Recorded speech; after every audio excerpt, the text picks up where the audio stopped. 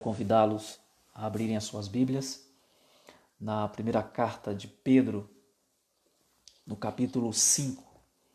Primeira carta de Pedro, capítulo 5. Nós vamos dar sequência, continuidade ao estudo dessa carta. Já estamos aí no finalzinho dela. Hoje nós vamos expor os versos 1 a 4. E na próxima semana acredito que a gente já conclua, o estudo da carta. Nos diz assim o texto da palavra do Senhor. Rogo-vos, pois, aos presbíteros que há entre vós, eu, presbítero como eles, e testemunha dos sofrimentos de Cristo, e ainda coparticipante da glória que há de ser revelada, pastoreai o rebanho de Deus que há entre vós, não por constrangimento, mas espontaneamente como Deus quer, nem por sorte da ganância, mas de boa vontade, nem como dominadores dos que vos foram confiados, antes tornando-vos modelos do rebanho. Ora, logo que o Supremo Pastor se manifestar, recebereis a imacessível coroa de glória. Recebereis a imacessível coroa de glória. Vamos orar mais uma vez ao Senhor, rogando a sua iluminação. Deus abençoa-nos na exposição da Tua palavra, na compreensão da mesma, e que possamos seguir as determinações, as exortações que o Senhor tem para nós nesta carta. É o que nós te pedimos em nome de Jesus. Amém. Meus irmãos, a questão da responsabilidade pastoral de uma igreja, ela tem sido discutida desde muito tempo. Quem é responsável pelo pastoreio de uma igreja local? Por muito tempo na história da igreja, se pensou que esse pastoreio era único e exclusivamente daqueles que tinham alguma vocação específica para o pastorado. E há um sentido em que esta observação está correta, mas ela foi muito perigosa e prejudicial ao longo da história da igreja, especialmente no período em que a igreja se institucionalizou, ali por volta do quarto, quinto século, surgindo ali a instituição Igreja Católica, que não existia antes. A igreja se institucionaliza, se estrutura na sua forma como nós a conhecemos hoje, a partir do século IV. Então ali naquele momento surgiu uma espécie de casta dentro da igreja que praticamente absorveu toda a responsabilidade do pastorado. A ideia de sacerdócio universal, de que os crentes de alguma forma eles são responsáveis também pelo pastoreio mútuo uns dos outros, desapareceu. Então, naquela época havia essa divisão entre os leigos, e o clero. O clero, na verdade, era quem absorvia toda essa responsabilidade. E o fato é que esse clero se perdeu ao longo da história da igreja, de maneira que antes da reforma, no período que antecedeu a reforma, alguns historiadores dão conta de que havia uma profunda carência espiritual nas pessoas. Elas buscavam o confessionário quando tinham consciência de que cometeram algum pecado, mas ao invés de elas saírem de lá pastoreadas, elas saíam ainda mais confusas e não resolviam o problema. Então houve esse momento na história da igreja. A reforma protestante quebrou isso com o resgate da doutrina bíblica do sacerdócio universal, que foi estruturado de uma maneira mais organizada na segunda fase da reforma protestante, especialmente com Zwinglio e outros reformadores. Mas a gente tem percebido que de vez em quando na história da igreja essa ideia ressurge novamente, de que o pastoreio cabe única e exclusivamente a uma casta, a um grupo especialmente chamado por Deus para exercer esse pastoreio exclusivo. E eu repito, há um sentido em que isso está correto, e nós vamos tratar sobre essa abordagem no texto de hoje, onde Pedro chama a atenção aqui dos presbíteros para que eles pastoreiem a igreja de Deus e aí Pedro coloca uma série de comportamentos que às vezes são comuns nesse tipo de abordagem pastoral e que devem ser evitadas. Mas eu gostaria de focar o seguinte, que essa responsabilidade do pastoreio, ela recai sobre algumas pessoas que foram especificamente chamadas para isto, mas há um sentido em que toda a igreja de Cristo, todos os membros, eles também são responsáveis pelo pastoreio mútuo uns dos outros. Inclusive, no domingo de manhã, nós falamos na ocasião da escola dominical, abordando especialmente o texto da primeira carta de Paulo aos Tessalonicenses, capítulo 5, versículo 11, quando Paulo diz que eles deveriam consolar e edificar uns aos outros. Esse edificar uns aos outros tem a ver com esse pastoreio também. Então, no sentido mais geral, todos os crentes são pastores uns dos outros. Há uma responsabilidade do pastoreio. Mas eu gostaria de falar hoje sobre a responsabilidade do pastoreio no âmbito mais restrito, ou seja, aquelas pessoas que foram chamadas por Deus, que Pedro chama aqui de presbíteros, para que exercessem o governo espiritual e administrativo também de uma igreja local. No caso da Igreja Presbiteriana do Brasil, nós temos os presbíteros docentes e regentes. Mais à frente a gente vai falar sobre isso, né? Muitas vezes a gente pensa que existe o pastor ou os pastores e os presbíteros, quando na verdade o sentido é de que todos estes, os presbíteros docentes, que são os que nós chamamos de pastores, e os presbíteros regentes, que são aqueles que nós chamamos de presbíteros mesmos, estes têm a responsabilidade do pastoreio de uma igreja local. Bom, aqui no capítulo 5, meus irmãos, dos versos 1 a 11, Pedro trata de como os cristãos devem responder à sua conduta frente ao sofrimento que ele tratou no capítulo 4. Foi o texto que nós fizemos a exposição a semana passada, do verso 12 ao verso 19. Então, do verso 1 ao verso 4, Pedro vai mostrar a responsabilidade dos presbíteros diante de contextos de sofrimento.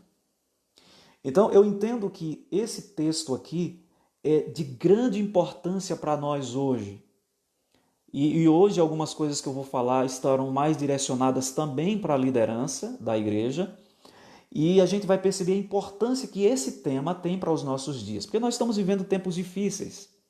E hoje, mais do que talvez comparando com a história recente, esse momento que a gente está vivendo é crucial a figura do presbítero, do pastor, para auxiliar as pessoas, orientarem as pessoas nas suas dificuldades, nas suas lutas. Então, do verso 1 ao verso 4, Pedro vai apontar a responsabilidade do presbítero, dos presbíteros, num contexto de sofrimento, de adversidade. Do verso 5 ao verso 11, Pedro vai falar agora da responsabilidade do rebanho.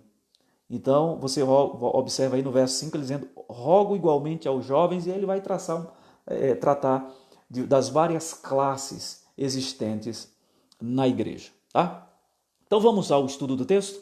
Eu entendo que essa passagem, os versos 1 a 4, são exortações de Pedro quanto à diligência do presbiterato, quanto ao exercício do presbiterato, como ele deve ser exercido no contexto da igreja. E observem que o texto começa aí com um pois. Na ordem natural do texto, a conjunção ela vem para o início do texto. Então o texto diz, rogo, pois. E a gente precisa entender esse pois aqui à luz do que Pedro tratou nos versos 12 a 19. E qual foi o assunto do verso 12 a 19? Foi o assunto do sofrimento. Se os irmãos observarem no verso 14, Pedro mostra que esses irmãos estavam sofrendo, injuriados, por causa do nome de Cristo. Ele diz, se pelo nome de Cristo sois injuriados, bem-aventurados sois. Então, esse pois que nós encontramos no início do verso 5 precisa ser ligado, relacionado aos versos 12 a 19 do capítulo 4. Nós sabemos que esse tipo de conjunção normalmente não. O objetivo dela é concluir uma ideia, um raciocínio. Então, Pedro está aqui agora apontando as implicações do ministério pastoral, do presbiterato, para a igreja num contexto de sofrimento. Meus irmãos, isso faz todo sentido. Porque Pedro sabia muito bem que aquela igreja era uma igreja que estava ferida, era uma igreja que estava passando por dias de angústias. E como é necessário que num contexto como este, a igreja tenha uma liderança sólida, uma liderança atenciosa, uma liderança amorosa e que consiga conduzir as ovelhas de tal forma que elas não entrem em desespero.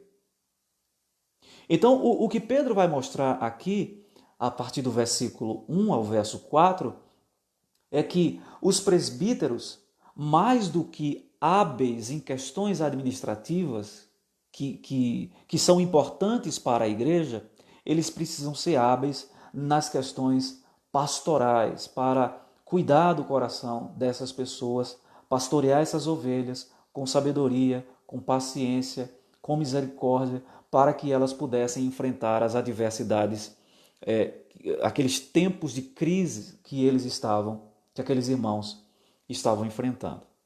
Nós sabemos que as responsabilidades do presbiterato, e aqui, lembrem-se que quando eu falar presbítero, eu estou me referindo àquilo que nós chamamos comumente de pastores e àqueles que nós chamamos de presbíteros na nossa igreja, porque são a mesma coisa. O que difere é o que nós vamos ver mais à frente, numa das cartas do apóstolo Paulo. Mas o ofício é o mesmo, o chamado é o mesmo: pastorear, supervisionar, administrar as igrejas do Senhor.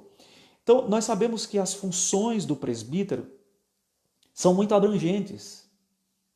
Ele lida com questões administrativas, mas, acima de tudo, o seu chamado é para lidar com as questões pastorais, para lidar diretamente com o rebanho.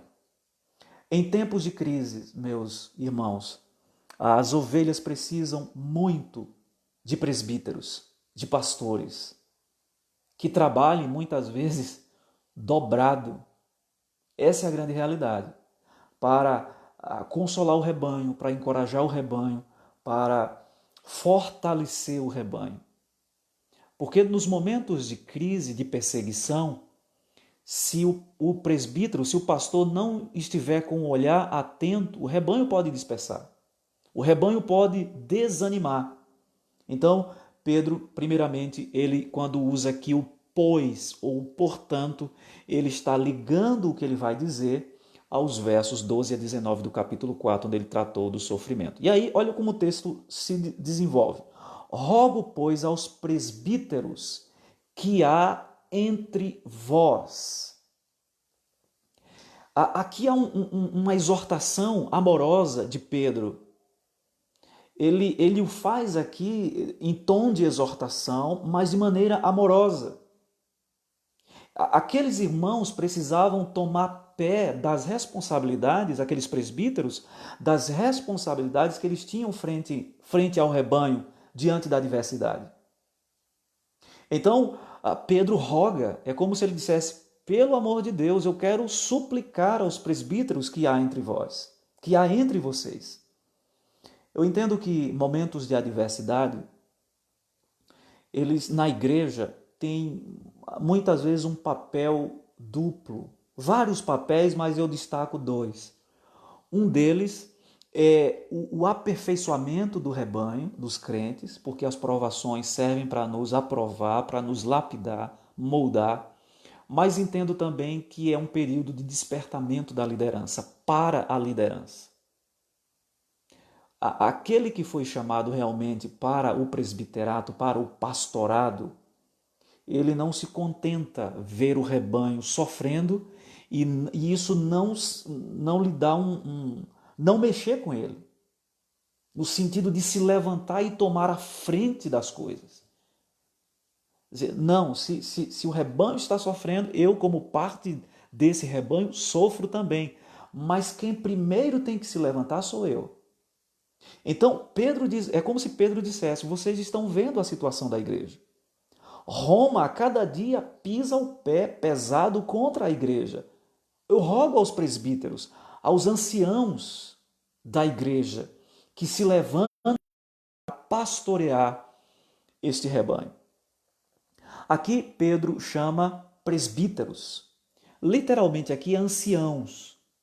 A palavra presbítero, né, ela vem de um termo hebraico, ancião, e esse termo aparece no Antigo Testamento. A primeira ocorrência dele é em Êxodo capítulo 3, versículos 16 e 18. Eu gostaria de ler, porque o sentido, a gama de significados dessa palavra no Antigo Testamento foi trazida para o Novo Testamento também. Então, Êxodo capítulo 3, versículos 16 e 18. Você pode abrir a sua Bíblia e acompanhar a leitura também. O versículo 16 nos diz assim: Vai, ajunta os anciãos de Israel e dize-lhes: O Senhor, o Deus de vossos pais, o Deus de Abraão, o Deus de Isaque, o Deus de Jacó, me apareceu dizendo: Em verdade vos tenho visitado e visto o que vos tem sido feito no Egito. Agora olha o verso 18. E ouvirão a tua voz, e irás com os anciãos de Israel ao rei do Egito e lhe dirás: O Senhor, o Deus dos hebreus, nos encontrou.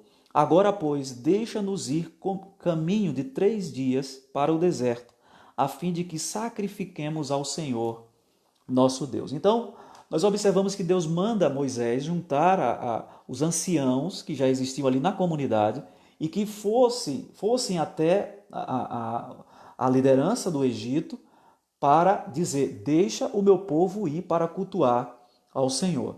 Essa expressão aparece novamente no capítulo 24, quando Moisés junta aqueles 70 anciãos que o auxiliaram no pastoreio e na condução do povo pelo deserto, quando saíram, né, do Egito. Então nós observamos aqui que essa ideia de uma liderança compartilhada, e nós vamos ver daqui a pouco quando Pedro diz aos presbíteros, nós observamos que uma das características da liderança da igreja é uma liderança compartilhada. É uma liderança que acontece num colegiado. Inclusive, nós observamos isso no Antigo Testamento. Aqui o preceito está estabelecido. Depois você pode ler o capítulo 24, verso 9 do livro de Êxodo, quando Deus manda Moisés juntar aqueles 70 anciãos e eles iriam governar o povo, conduzir o povo, porque isso facilitaria a condução do trabalho. Nós observamos que esse modelo de liderança se mantém na igreja primitiva, igreja do Novo Testamento, quando ali em várias partes nós vemos os apóstolos se dirigindo aos presbíteros. Em Atos capítulo 20, por exemplo, quando Paulo se despede da igreja de Éfeso, ele se dirige ali aos presbíteros da igreja, alertando para os cuidados que eles deveriam ter com o rebanho. Porque quando ele saísse de lá, ele diz: vão penetrar no meio de vocês lobos vorazes que não pouparão o rebanho. O que Paulo está dizendo, e em consonância com o que Pedro está dizendo, é: a liderança em tempos de crises deve assumir o peso maior. Devem se levantar. É por isso que Pedro diz: eu rogo aos presbíteros, levantem-se. Aos pastores, ao colégio de pastores de uma igreja local. Esse é o modelo de liderança também na igreja presbiteriana. Nós temos na igreja presbiteriana, numa igreja local, o conselho da igreja, composto de pastor ou pastores e os presbíteros, ou o colegiado de presbíteros, docentes e presbíteros regentes. A gente faz essa diferenciação, daqui a pouco nós vamos ver o texto da carta de Paulo a Timóteo. Então, meus irmãos, aqui eu gostaria já de estabelecer um princípio, o texto estabelece alguns princípios interessantes. A liderança da igreja deve ser uma liderança que acontece num colegiado. qualquer igreja, denominação, cuja liderança esteja ou autoridade centrada numa pessoa só, foge do padrão bíblico. Porque nós observamos que o próprio Cristo, ele chama os apóstolos para caminhar com ele, e depois da sua ascensão aos céus, esses apóstolos são os responsáveis para estabelecer os fundamentos da igreja.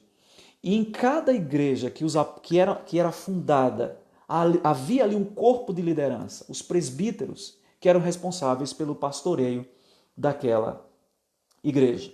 Eu entendo que um modelo de liderança compartilhado, ou liderança compartilhada, é bom por alguns motivos. Equilibra as decisões, ou seja, as decisões não ficam sob os ombros, as responsabilidades de uma pessoa só. As decisões são sempre verificáveis ou revisadas. Então, se uma decisão é tomada, aquilo pode ser compartilhado com outras pessoas, com outras cabeças, que podem reformular, podem mudar, podem rever. Então, isso, de alguma forma, tira aquele perigo de um pastor, ou de uma pessoa, ou de uma igreja controlar todas as coisas.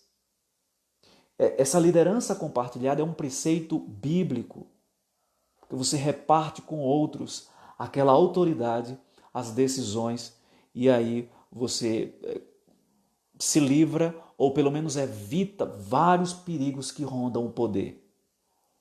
Concentração de poder é algo muito perigoso. E nesse texto aqui, quando Pedro chama a atenção, rogo aos presbíteros, ele está querendo chamar a atenção para esse colegiado de presbíteros que governavam a igreja da Ásia em todos os seus aspectos. Agora, observe, o verso 1 ainda, a parte B. Pedro diz assim, eu presbítero como eles, e testemunha dos sofrimentos de Cristo e ainda coparticipante da glória que há de ser revelada. Pedro se identifica com os presbíteros. Ele não se considera superior aos presbíteros, aos demais presbíteros.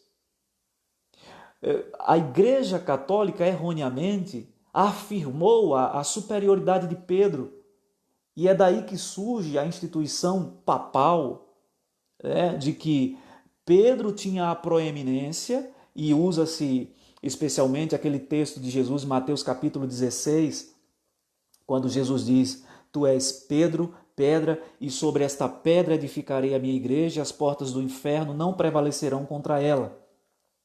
Mas só que quem cita esse texto para defender a primazia de Pedro, ou uma espécie de proeminência dele em relação aos demais apóstolos, se esquece de, no capítulo 18 e 19, Jesus diz a mesma coisa em relação aos demais apóstolos. O que ele diz a Pedro, que a igreja estaria edificada sobre ele, ele diz também aos demais apóstolos. Então observe que Pedro não tinha essa pretensa arrogância de dizer, como se ele dissesse assim, olha, eu vou me dirigir a vocês, porque eu sou apóstolo. E ele era apóstolo. Pedro era apóstolo da igreja universal de Cristo. Mas quando ele se dirige à igreja local, ele se coloca entre pares. Ele diz, eu, presbítero, como eles. E aí Pedro diz assim, e testemunha dos sofrimentos de Cristo. E a palavra que ele usa aqui para testemunha é aqui de onde vem a palavra martírio mesmo.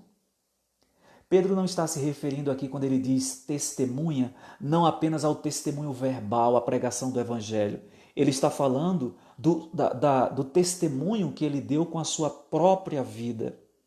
Segundo a tradição, Pedro foi crucificado e a pedido dele, de cabeça para baixo, para não se identificar com o mestre. Ele não queria ser parecido com Jesus no que diz respeito à forma da crucificação. Então, segundo a tradição, ele foi crucificado de cabeça para baixo. Então, Pedro era uma testemunha não só ocular dos fatos, e do ministério de Jesus, do supremo pastor, mas ele foi uma testemunha com a sua própria vida, coroando a sua vida com o martírio, com a morte. E aí ele conclui esse verso, o verso 1, dizendo assim: coparticipante da glória que há de ser revelada. Olha que coisa interessante. No verso 1, Pedro fala da humilhação, ele foi testemunha, ele foi um mártir, selou a sua própria vida com a coroa do martírio, mas ao mesmo tempo ele fala que ele é coparticipante também da glória que vai ser revelada. Ou seja, aqueles que participam do sofrimento de Cristo aqui, que se sujeitam ao seu senhorio, também serão participantes da sua glória. Ao passo que aqueles que também se envergonharem de Cristo aqui, ele também se envergonhará deles diante do Pai. Então Pedro se identifica aqui como alguém que participou dos sofrimentos de Cristo. Se dirigindo à liderança, sabe o que é que Pedro estava querendo dizer? É que, se necessário for, assim como Cristo fez, morram pelo rebanho. Sangrem pelo rebanho. Deem as suas vidas pelo rebanho. E foi exatamente isso que Cristo fez pela sua igreja. Agora vem o dever que Pedro diz que esses presbíteros deveriam ter. Olha o que diz o verso 2. Ele diz assim: pastoreai o rebanho de Deus que há entre vós. O sentido aqui de pastorear é alimentem o rebanho, cuidem do rebanho. Agora eu chamo a atenção dos irmãos, antes de pensar aqui mais na palavra pastorear, eu chamo a atenção para o que vem depois da palavra pastorear. Pedro diz: o rebanho de Deus que há entre vós. Aqui nós temos um princípio muito importante. Aos presbíteros, essa palavra especialmente, a liderança como um todo. A igreja não nos pertence. Nós não somos donos da igreja. O corpo de liderança não é o dono da igreja. O rebanho pertence a Deus, que a governa por meio do seu cabeça, que é Cristo, e Cristo pastoreia a sua igreja por meio dos auxiliares, seus auxiliares, ou copastores, digamos assim, que são os presbíteros. Então é importante que nós tenhamos em mente isso, e aqui eu me dirijo especialmente à liderança. A igreja não nos pertence. E isso faz sentido com o que nós vamos falar mais à frente, quando Pedro diz que nós não devemos nos colocar sobre o rebanho como ditadores. Não devemos pastorear por constrangimento, nem por ganância. Então, o rebanho não nos pertence. O rebanho pertence ao Senhor. É muito importante que a gente tenha isso em mente, para que a gente não confundir as coisas e às vezes acabar fazendo coisas no pastoreio por acharmos que o rebanho nos pertence. Olha o que Paulo diz aos presbíteros da igreja de Éfeso, em Atos capítulo 20, versículo 28. Atendei por vós e por todo o rebanho sobre o qual o Espírito Santo vos constituiu bispos, para pastoreardes a igreja de Deus, a qual ele comprou com o seu precioso, seu próprio sangue. Então, a igreja pertence ao Senhor. Ele comprou com o seu precioso sangue.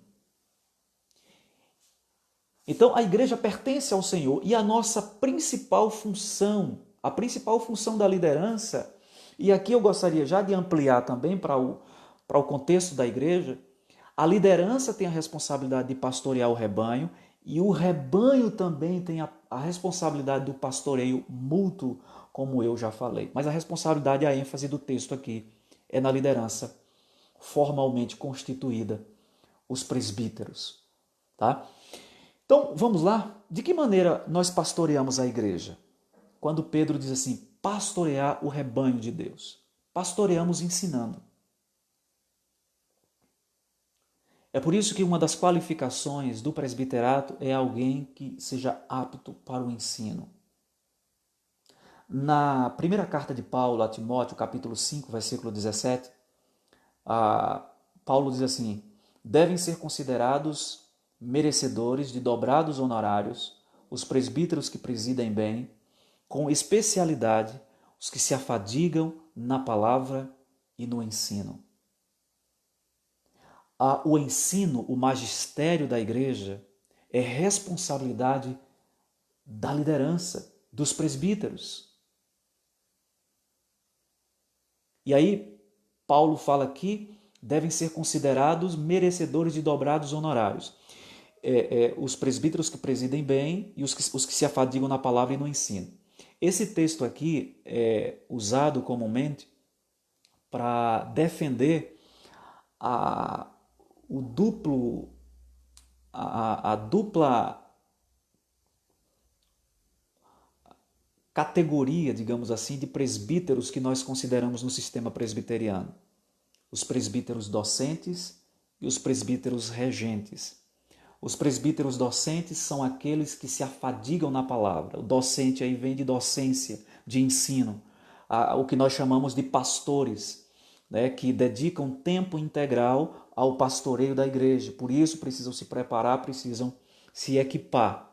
E os presbíteros regentes, que também são pastores, mas no nosso sistema presbiteriano, apesar de que essa ênfase precisa ser revista, reconsiderada, não, porque a função do presbítero regente não é só administrativa, não é só fiscalizadora. A função do presbítero regente também é pastoral, ensino, encorajamento, liderança, proteger o rebanho, admoestar o rebanho e daí por diante. Então, mas Paulo fala aqui dessa categoria de presbíteros que ele chama aqui de que se afadigam na palavra e no ensino. Então, essa é uma das primeiras funções do pastoreio, do pastorado, do presbiterato, é o ensino. Uma outra é a admoestação. Veja como Paulo se dirige à igreja de Tessalônica, no capítulo 5, versículo 12, e ele diz assim, 1 Tessalonicenses capítulo 5, versículo 12, agora vos rogamos, irmãos, que acateis com apreço os que trabalham entre vós e os que presidem no Senhor e vos admoestam. Então, a sequência é, o presbítero ensina, havendo um distanciamento do ensino, vem a admoestação, exortação e correção. É responsabilidade, portanto, do pastoreio, está na responsabilidade do pastoreio a admoestação. Mas há uma outra característica, a liderança. Então, quando Pedro diz pastorear o rebanho, ele está pensando na liderança também, ou seja, na condução das coisas. E em Hebreus capítulo 13, versículo 7, o texto nos diz assim, lembrai-vos dos vossos guias, os quais vos pregaram a palavra de Deus, e considerando atentamente o fim da sua vida, imitai a fé que tiveram. Lembrai-vos dos vossos guias, aqueles que lideraram, aqueles que foram à frente do rebanho, que conduziram o rebanho. Lembrai-vos deles. Mas no pastoreio também está inclusa a ideia da vigilância das almas. No verso 17 do capítulo 13 de Hebreus, o autor sagrado diz assim, obedecei aos vossos guias e sede submissos para com eles, pois velam por vossa alma, como quem deve prestar contas, para que façam isto com alegria e não gemendo, porque isto não aproveita a vós outros. Vejam que o autor sagrado diz que os presbíteros, os guias, eles velam pela alma.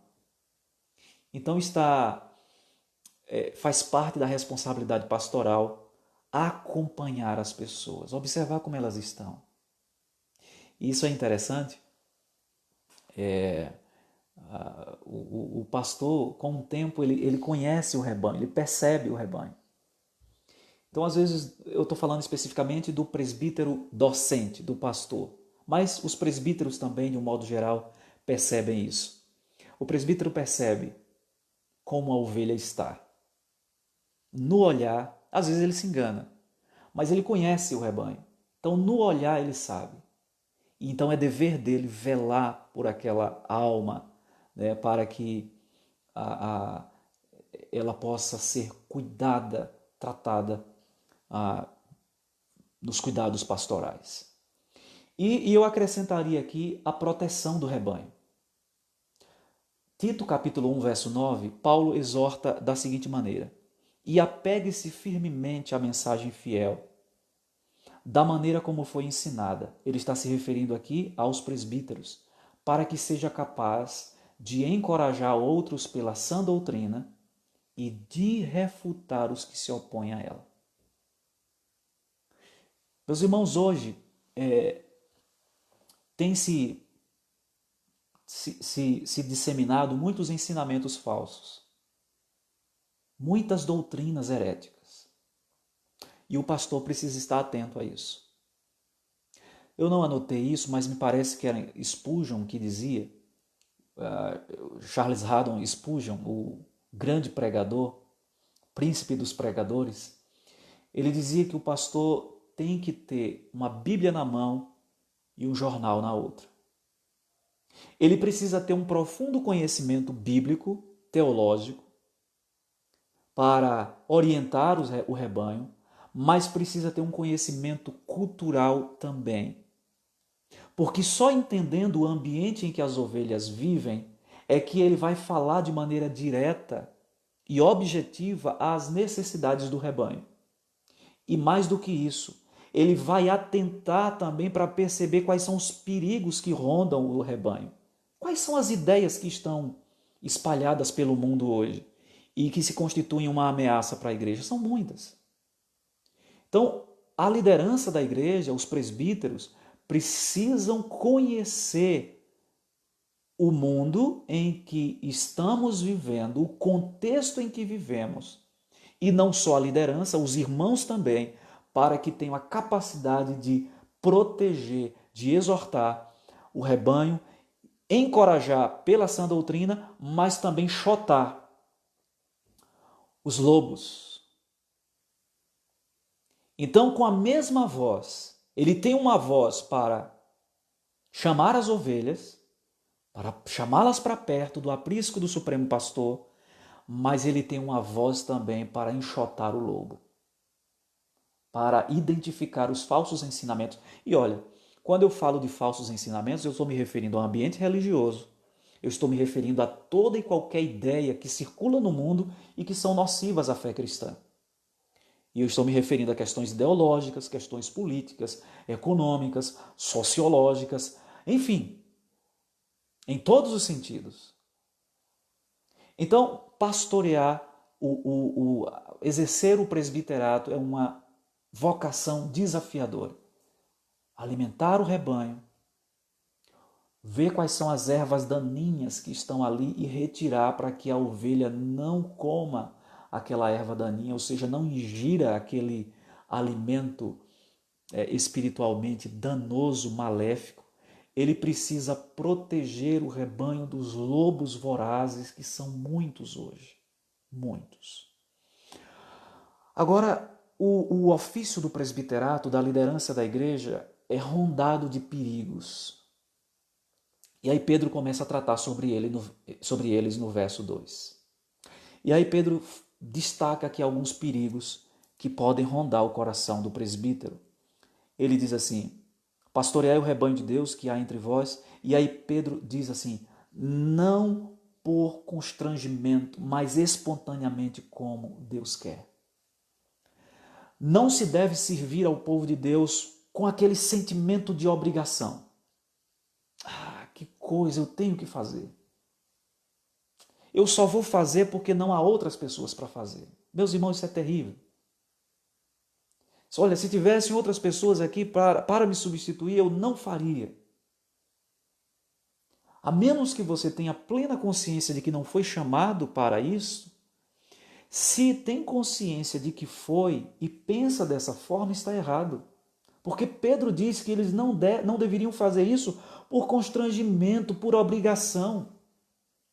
E aqui eu pensei uma citação de um comentarista chamado Simon Kistemaker, que ele é muito conhecido, que ele diz que, eu gostaria de voltar aqui ao texto, deixa eu só voltar aqui. Ele diz o seguinte, deixa eu voltar aqui a página que acabou saindo aqui.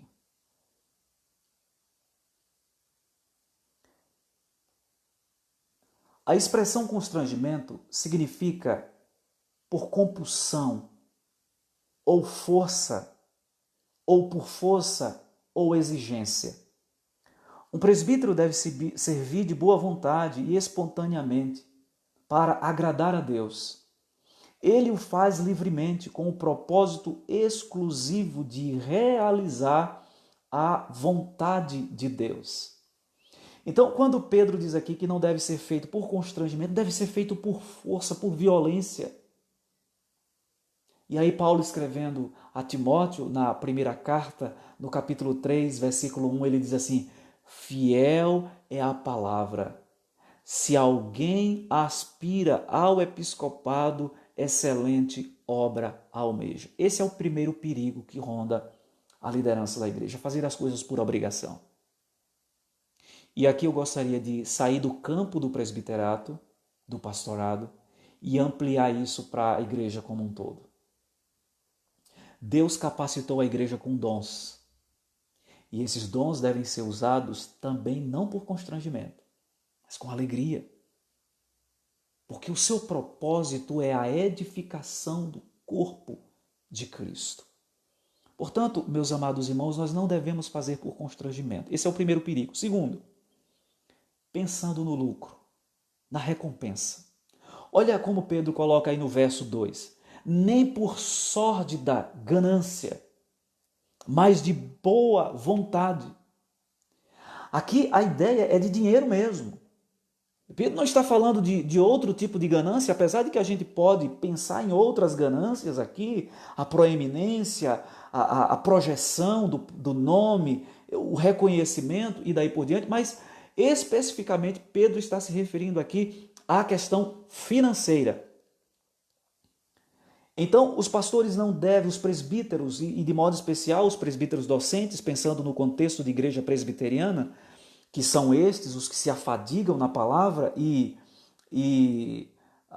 os seus honorários vêm desse trabalho na obra, Pedro está alertando a esses que não devem fazer o trabalho de maneira gananciosa. Muitos entrando no ministério com o intuito de ficarem ricos. Tem até uma frase que as pessoas brincavam, antigamente faziam um trocadilho, era uma frase de um programa dominical, de uma emissora, que o título do programa é Pequenas Empresas, Grandes Negócios. Depois mudaram, Pequenas Empresas e Grandes Negócios. Mas o trocadilho era Pequenas Igrejas, Grandes Negócios. Pequenas e grandes igrejas, grandes negócios. É o mercado da fé, que hoje lucra e movimenta cifras milionárias. De um modo geral, meus irmãos, as igrejas são igrejas pequenas e modestas. Mas existem muitas denominações. Eu não estou falando aqui especialmente do contexto presbiteriano, porque isso não é uma realidade muito nossa. Mas estou falando de outras tradições do protestantismo brasileiro, especialmente as igrejas da linha neopentecostal. As megas igrejas, os megas, os milionários. Então Pedro diz que os presbíteros não devem exercer o presbiterato por sórdida ganância. E aqui eu novamente recorro a uma frase de Simon Kistemaker, que ele diz o seguinte: o que é proibido aqui não é o desejo de ter remuneração justa, mas o amor sórdido ao lucro. Porque algumas pessoas podem pegar esse texto aqui e usá-lo de maneira contrária também. Para dizer o seguinte, olha, aqueles que trabalham na obra não podem ter. E se discutir isso é porque está pensando no dinheiro. Não, a questão aqui não é essa. Até porque o apóstolo Paulo, no texto que nós mencionamos, da carta de Timóteo, ele diz, são merecedores de dobrado honorários que presbíteros que presidem bem, especialmente se afadigam na palavra. Mas o ponto que Pedro está colocando aqui são presbíteros que têm o coração no dinheiro. A questão aqui não é o desejo, a necessidade de se ter uma remuneração justa dentro da realidade de cada comunidade, mas o amor sórdido ao lucro. Esse é o segundo perigo que Pedro coloca aqui. O terceiro, agir com autoritarismo. Vejam como ele coloca isso. Nem como dominadores dos que vos foram confiados. A palavra dominadores aqui se refere a um governo autoritário, autocrático ou monocrático. Meus irmãos, os presbíteros, os pastores não podem ser autoritários nas suas abordagens. Não podem se achar donos do rebanho. Os presbíteros pastoreiam o rebanho. E nesse sentido, eu entendo que presbíteros e ovelhas precisam estabelecer uma boa comunicação. No que sentido? No sentido de que as ovelhas sintam-se à vontade para conversar com os presbíteros, com os pastores. Que não vão conversar com eles com medo. Que tenham essa liberdade de expor para a liderança, para um presbítero, para o pastor, as suas dificuldades. Sabendo que a primeira atitude não será uma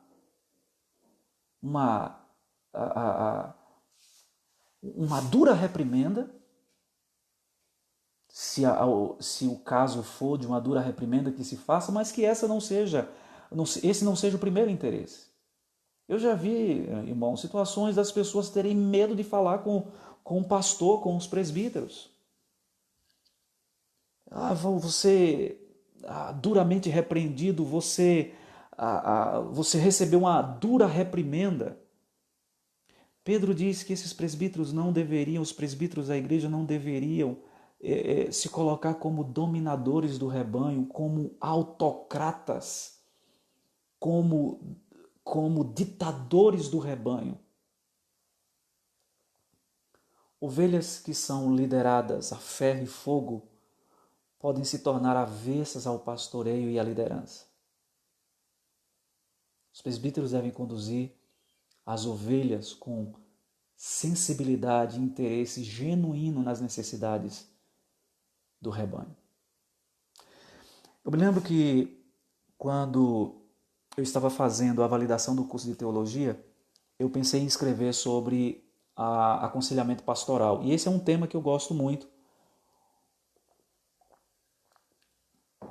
Cheguei inclusive a fazer um projeto de pesquisa, mas na época não foi possível levá-lo à frente, porque o curso era muito curto, muito corrido, eu já estava no campo e fazendo a convalidação, indo para São Paulo, passava 2 semanas lá, voltava, fazia as atividades, e o fato é que não deu tempo de desenvolver a pesquisa, mas o projeto foi feito.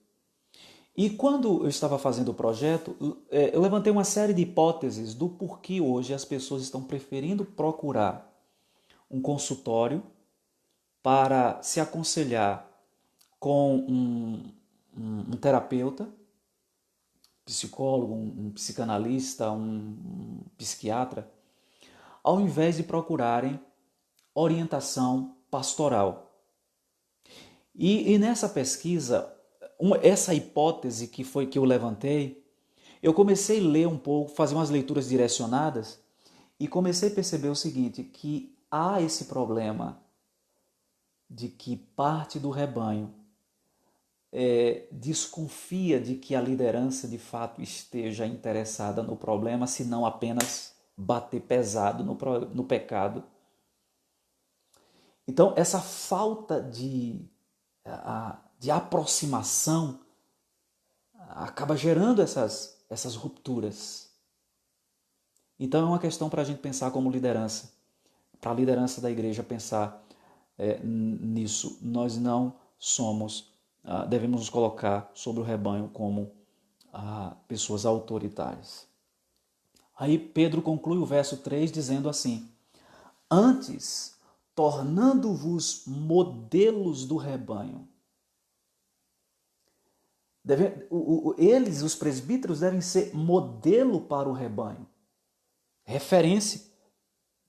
Perdão. Paulo escreve a primeira carta a Timóteo, no capítulo 4, versículo 12, ele diz o seguinte: ninguém despreze a tua mocidade.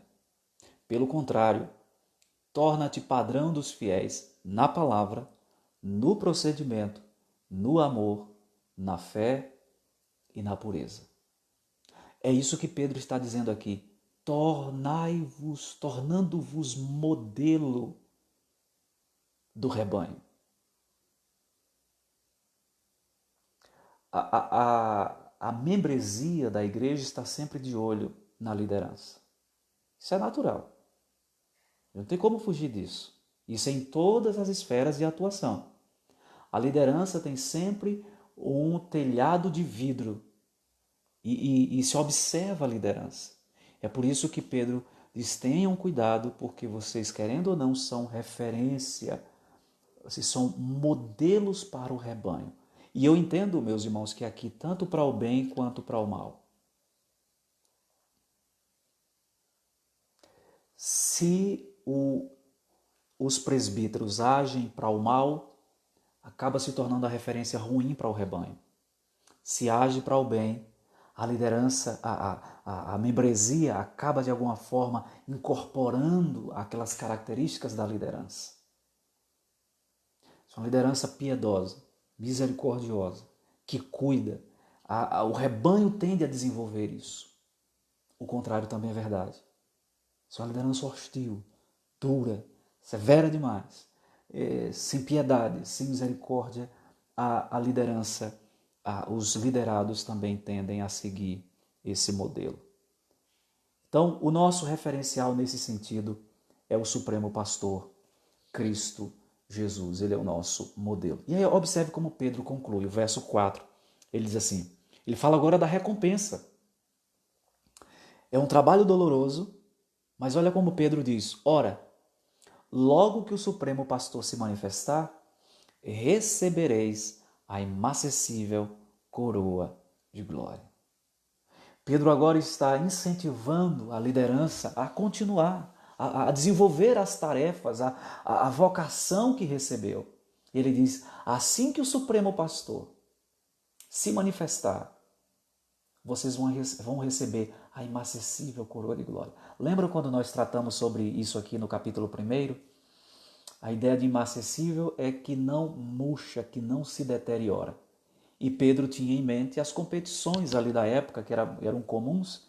Os competidores recebiam um colar, uma coroa de flores, e com o tempo aquelas flores murchavam. Aquele título murchava. Pedro contrapõe dizendo: olha, aqueles que caminharem bem, que exercerem bem a sua vocação, eles serão recompensados com a coroa inacessível, uma coroa de glória, uma coroa que não murcha, uma coroa que perdura, que dura para sempre. Eu gostaria, já para caminhar para o final, colocar uma questão aqui importante. Pedro coloca que a recompensa se dará quando o Supremo Pastor se manifestar. Não são poucos os líderes que estão frustrados porque colocaram muita expectativa no retorno. Esperaram o reconhecimento, esperaram o elogio e nem sempre isso vem. Ou às vezes criaram expectativas irreais.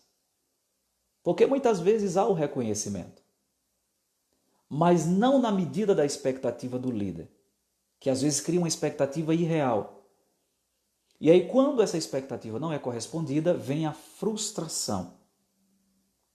Então, o que Pedro está estabelecendo aqui como princípio é: não esperem a recompensa imediata. O reconhecimento dos homens. Aliás, a liderança cristã, a liderança eclesiástica, ela não será recompensada de maneira definitiva aqui neste mundo. Graças a Deus a gente recebe reconhecimento da igreja, as pessoas reconhecem a importância do presbiterato, da liderança, do pastorado, enfim, mas essa recompensa definitiva virá só quando o Supremo Pastor se manifestar. E é Ele quem vai dar essa recompensa diretamente para aqueles que fizeram com presteza o trabalho do pastoreio do rebanho.